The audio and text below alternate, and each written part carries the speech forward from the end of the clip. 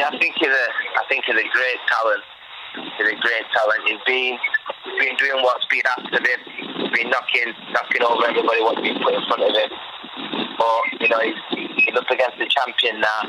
The big, strong. If I'm making welterweight, you can believe that I've trained. Very, very hard. I'm fighting in my home city of Sheffield. I'm up for this fight. I know what I'm up against. Errol Spence is a talented fighter, and I know that it's going to be a very, very tough night. But I've put myself to places in the gym. I've put myself in dark places. Really pushed myself.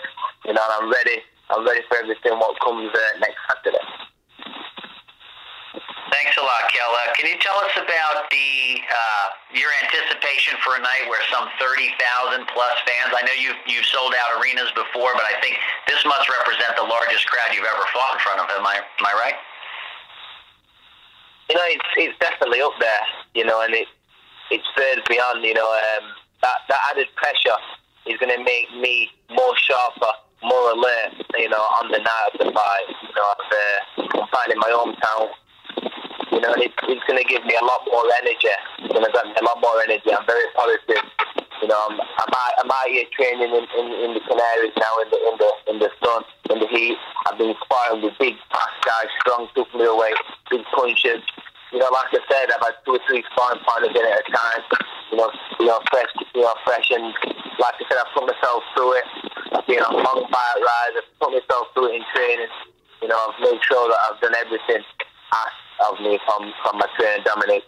And I'm in a great place. I thought I'd be a lot more moody making welterweight, but my nutritionist Greg Marriott, kept me happy with the food. And we never stop learning this game. I feel happy. I feel alive. I feel excited about this fight. All right, very good. Operator, would you like to give the instructions for questions? Once again, if you'd like to ask a question, please press *1 on your telephone keypad. That's star and the number 1. Kell, if I may, this is Chris again. I want to ask you a maybe unusual question, but you have a deep division here at 147 pounds. I assume you're going to say that you are the best welterweight out there in the world. I have to assume that you think that. Let me ask you, who do you think is the second best welterweight in the world right now? I think second best has to be Keith Thurman. Where do you think Errol Spence fits in that mix?